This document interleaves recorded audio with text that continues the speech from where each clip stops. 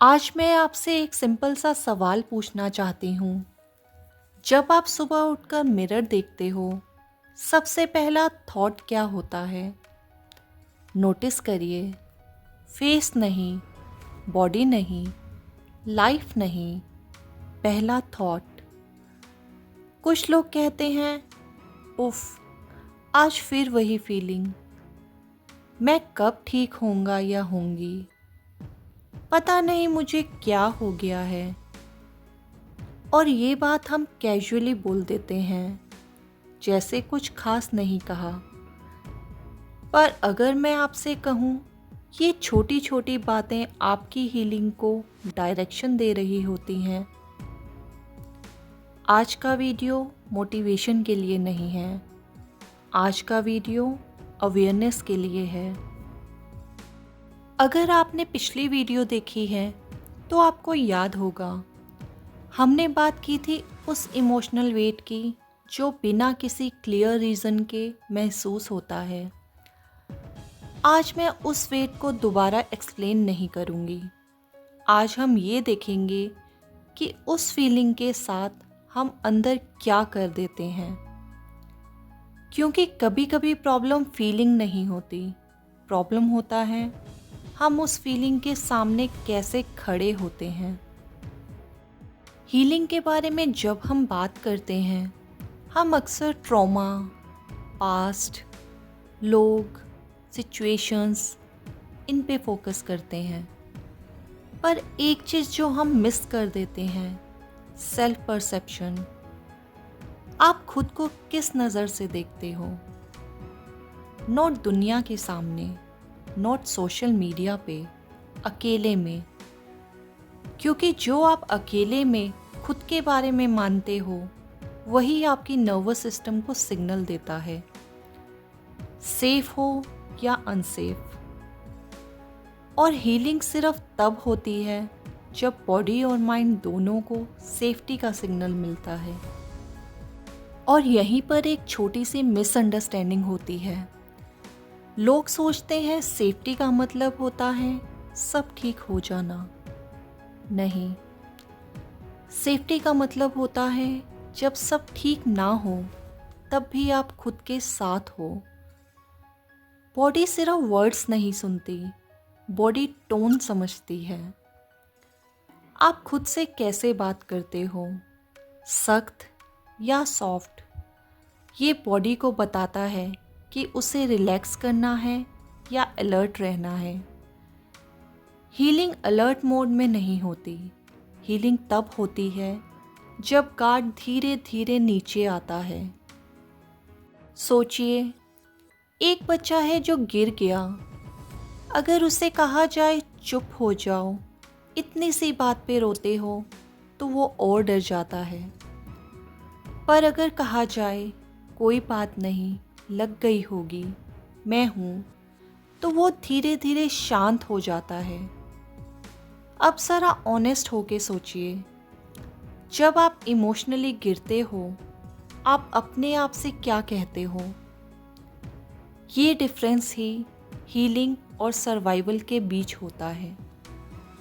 और हम ये भूल जाते हैं कि जब हम बड़े हो जाते हैं तो वो बच्चा कहीं चला नहीं जाता, वो अंदर ही होता है।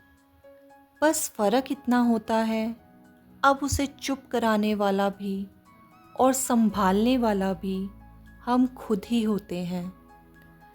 इसलिए सेल्फ टॉक इतना पावरफुल होता है, क्योंकि उस मोमेंट में आप ही अपने लिए एनवायरनमेंट क्रिएट कर रहे होते हो।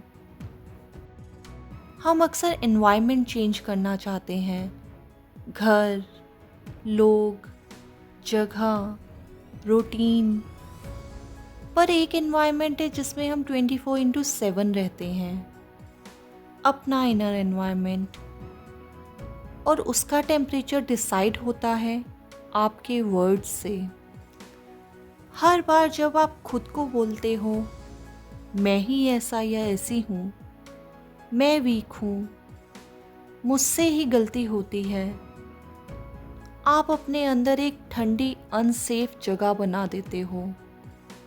हीलिंग गर्म जगह में होती है, सॉफ्ट जगह में होती है, जहाँ जजमेंट नहीं होता। पिछली वीडियो में हमने बात की थी कि इमोशनल हैवीनेस अक्सर तब आती है जब हम कंटिन्यूसली होल्ड करते रहते हैं। पर आज एक नया लेयर समझिए। हैवीनेस सिर्फ इसलिए नहीं होती क्योंकि लाइफ ने थका दिया। कभी कभी हैवीनेस इसलिए होती है क्योंकि हम खुद के लिए सेफ स्पेस बनाना भूल जाते हैं, और बिना सेफ स्पेस के कोई भी फीलिंग रिलीज नहीं होती। अब यहाँ एक इंटरेस्टिंग बात समझने वाली है। हम खुद से बात सिर्फ थॉट्स में नहीं करते, हम खुद से बात देखकर भी करते हैं। और वहीं से आता है आज के वीडियो का सबसे सेंसिटिव हिस्सा। मिरर सिर्फ अपीयरेंस का टूल नहीं होता, मिरर एक फीडबैक लूप होता है। आप जो ले जाते हो वो आपको थोड़ा एम्प्लीफाई करके वापस देता है। इसलिए जब हम मिरर के सामने खुद को ब्लेम करते हैं, अपने दर्द को जज करते हैं या साइलेंटली खुद से नाराज़ खड़े रहते हैं, तो वो मोमेंट हीलिंग का नहीं, रीइंफोर्समेंट का बन जाता है। Reinforcement of pain. इसका मतलब ये नहीं कि मिरर के सामने रोना गलत है। रोना बिल्कुल ठीक है, पर सेल्फ अटैक नहीं। मिरर के सामने स्ट्रॉन्ग दिखने की भी कोई ज़रूरत नहीं होती। हीलिंग परफॉर्मेंस नहीं मांगती, हीलिंग प्रेजेंस मांगती है। आप बस वहाँ खड़े हो, अपने साथ हो, ये काफ़ी होता है। मिरर के सामने जो सॉफ्टनेस आती है वो दिन भर के इमोशनल वेट को थोड़ा सा हल्का कर देती है। अगर कभी मिरर के सामने इमोशंस आ जाएं, तो खुद को संभालने की कोशिश मत करो। बस ये याद रखो, मिरर के सामने खुद के साथ सॉफ्ट रहना है। अगर कुछ कहना ही है तो ये कहना काफ़ी है, मैं जो फील कर रहा या रही हूँ वो वैलिड है। बस इस एक लाइन से बॉडी को सेफ्टी का सिग्नल मिलता है। कई लोग कहते हैं मैं हीलिंग का काम कर रहा या रही हूँ, फिर भी स्लो क्यों लग रहा है? क्योंकि हीलिंग तब स्लो हो जाती है जब हम खुद के दर्द को भी प्रूव करने की कोशिश करते हैं। जब हम खुद को समझाने के बजाय खुद से लड़ने लगते हैं। बॉडी को फाइट समझ आती है, एक्सप्लेनेशन नहीं। इसलिए जब हम खुद से लड़ते हैं, बॉडी और टाइट हो जाती है। और जब हम खुद को परमिशन देते हैं, मैं जैसा फील कर रहा हूँ वो अलाउड है, बॉडी धीरे धीरे रिलीज़ करती है। इसलिए हीलिंग स्लो लगती है क्योंकि बॉडी फाइनली सेफ फील कर रही होती है।